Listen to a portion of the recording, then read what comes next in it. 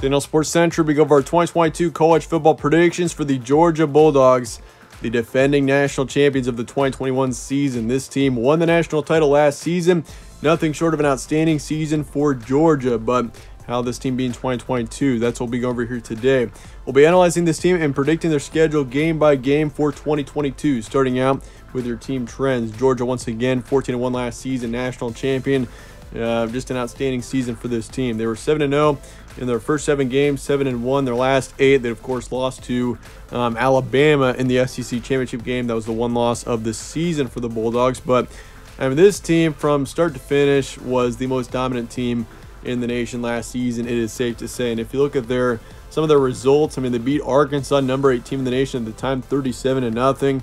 I mean, that was when, on October 2nd, when that game happened, I mean, that was the time where, I mean, Georgia started to need to be taken seriously, because that was a very impressive performance, and they had already been pretty dominant before then. So, I mean, Georgia, I mean, this team from there, they beat Auburn, number 18 team, on the road, 34-10. They beat Kentucky, 30-13, number 11 team in the nation there.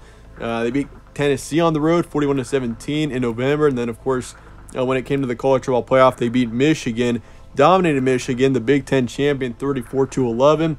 And they finished out the season with a national title win over Alabama, 33-18. So, once again, outstanding season for this team from start to finish. I mean, the SEC championship was the one time where I thought Georgia, they just did not look very good in that SEC championship game. But I mean, every other game otherwise, I mean, this team, they looked excellent. So I mean, and there's no doubt Georgia going to next season, I mean, sometimes with national champions that maybe were a bit unexpected. I mean, I thought Georgia was going to be a contender last season for sure going in, but certainly, I mean, Georgia, considering they hadn't won a national title in a while, I mean, this was obviously a huge deal for them. But going into next season, this team is returning a lot of the key players that made last season so great for them. Stetson Bennett's coming back.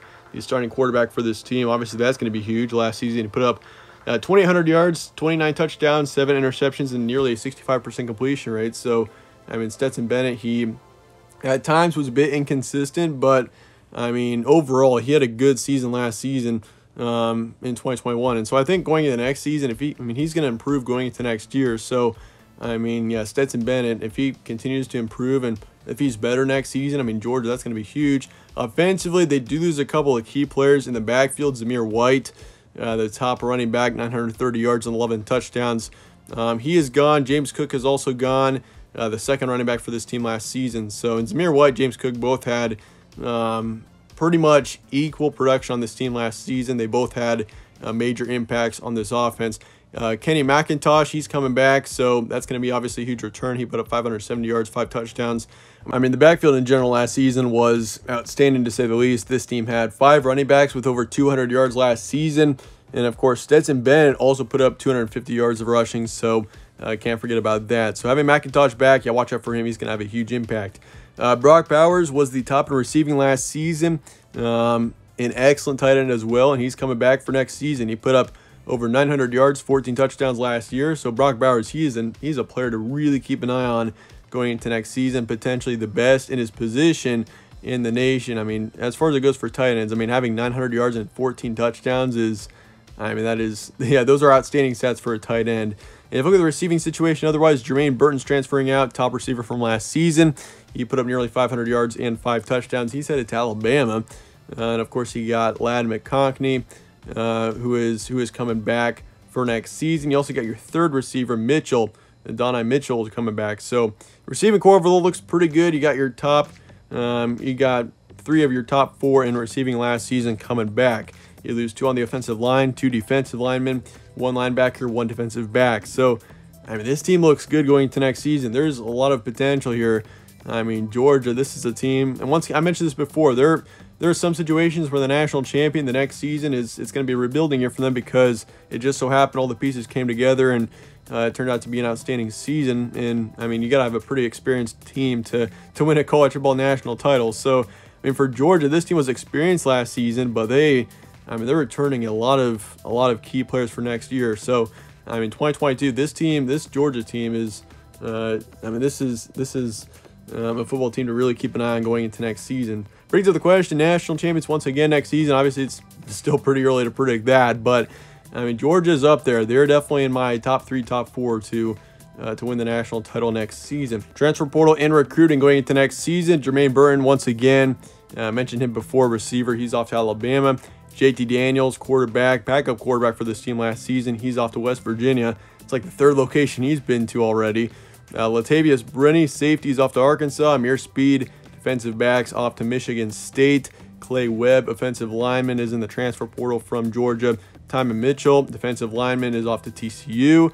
Branch, safety, is in the transfer portal. And Condon, offensive tackles, off to SMU. So, I mean, Georgia's losing several players to the transfer portal, really not gaining anybody, but recruiting-wise, this team is number 3 in the nation, 3rd in the SEC. So, I mean, the SEC makes up the top 3 of college football recruiting going into next season. They got 5 5-stars coming in, 16 4-stars.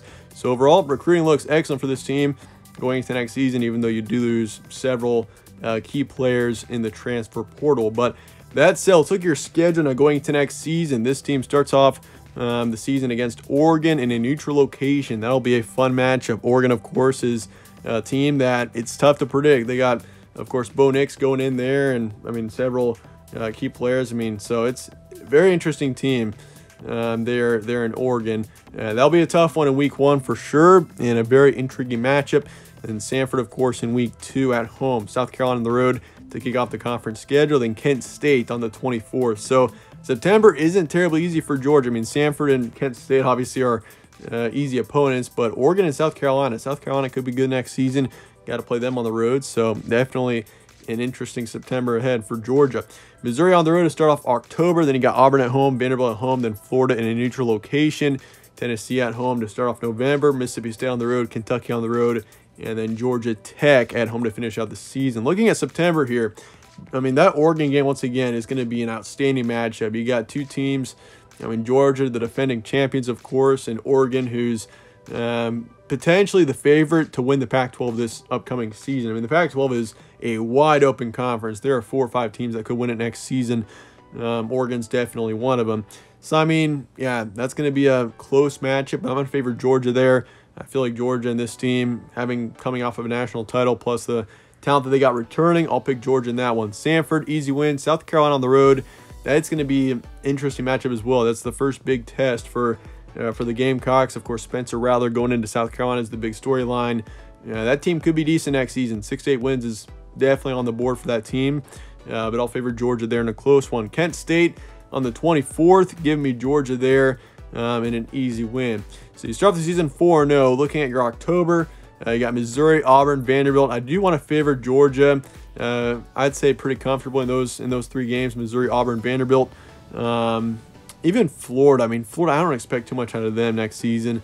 I mean, Auburn honestly might be a tougher opponent than Florida, but Florida, of course, isn't really a home game. So, yeah, Missouri, easy win on the road. Auburn, it's a home game, so I'll favor Georgia, but I'll put it in yellow for now. I mean, Auburn potentially could be decent.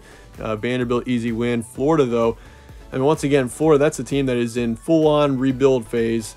I mean, 2020 was a good season for them. It was expected to be a good season, but 2021 was disappointing, to say the least. So going into 2022, I mean, Florida's in rebuild mode, and potentially in a couple of years they'll be better, but next year, not so much. So you'll start off the season 8-0. Honestly, you're more likely to take a loss in September than you are in October, I'd say. We're looking at November here, Tennessee at home. I'll put that game in yellow, but definitely I'll favor Georgia there. Mississippi State, easy win on the road. Kentucky, that is a game that could be a tricky one. Kentucky that's going to be a good team next season once again. So I'd keep an eye on that one, but I'll favor Georgia there in a close one. Then Georgia Tech, easy win to finish out the season. So I've got Georgia at 12-0 for next season. I do have this team, once again, going undefeated in the regular season. And if you guys watched my Alabama prediction, I actually picked Alabama to go 12-0 as well. So there you go. I got Alabama and Georgia in the SEC Championship once again next season. I know it's pretty boring to predict that way, but I just don't. I mean, Texas A&M could be good, but I don't think they'll beat out Alabama and Georgia. I mean, Georgia's the clear favorite to win the SEC East, if you ask me right now. So, I mean, yeah, I'm gonna go with 12-0 for this team next season. I feel like, I mean, Kentucky could be a tricky one. I mean, Oregon could be a tricky one as well, but I do have Georgia going 12-0. I mean, the schedule isn't terribly, I mean, it's not terribly difficult. You don't have to play Alabama or Texas A&M, so, and also you don't even have to play LSU, who could be decent, even though they're not on the level of, say, Alabama or Texas A&M. But that said, let me know your thoughts in the comments below on the Bulldogs for next season. I appreciate you guys watching as always. Stay tuned for more from All Sports Central. Catch you on the next one.